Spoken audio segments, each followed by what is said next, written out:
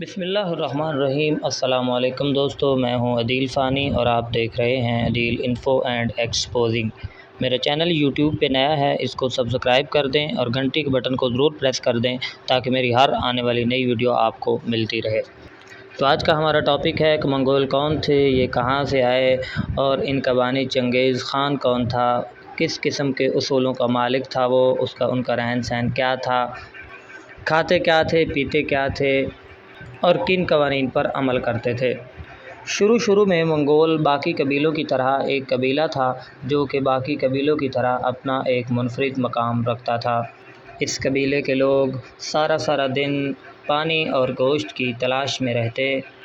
وہ ہر قسم کا گوشت کھا لیا کرتے تھے، بلکہ یوں کہنا مناسب ہوگا کہ ہر وہ چیز منگول کھا لیا کرتے تھے جو کہ کھائی جا سکے۔ حلال حرام کی ان میں کچھ تمیز نہ تھی۔ وہ گھوڑے اور کتے کا گوشت خاص طور پر شوق سے کھایا کرتے تھے۔ اگر ان کو کوئی گوشت نہ ملتا تو انسانی گوشت سے بھی وہ دریغ نہیں کرتے تھے۔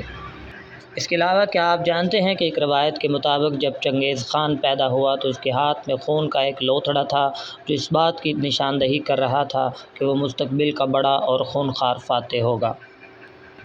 ارطغرل کے ساتھ اتحاد کرنے کے لیے چنگیز خان نے اسے چیتے کی کھال کا بنا وہ فرکوٹ تحفے میں دیا تھا جو اس کی پہلی بیوی بروتی کے باپ نے اس کے شادی کے موقع پر تحفے میں دیا تھا۔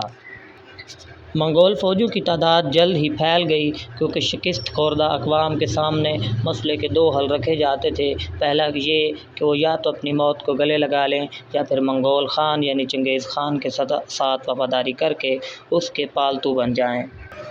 تاتاریوں کو شکست دینے کے بعد چنگیز خان نے ایسے تمام لوگوں کے قتل کا حکم دیا جن کا قد ان کے چھکڑے کے ہینڈل سے زیادہ تھا۔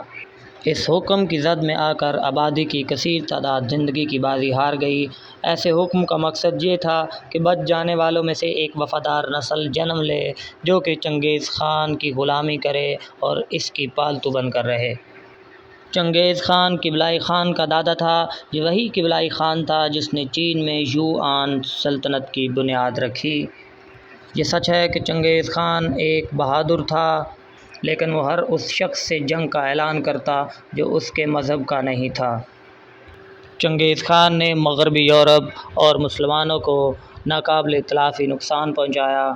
وہ ہر جنگ اور ہر میدان بہت ہی بہادری اور دلیری اور اپنی چالاکی کے ساتھ جیت لیا کرتا تھا، لیکن آخر میں مسلمان بادشاہ جلال الدین نے اس کو شکست دی، جس کے بعد اس کی فتح کا دور ختم ہوا اور مسلمانوں کی فتح کا دور شروع ہوا۔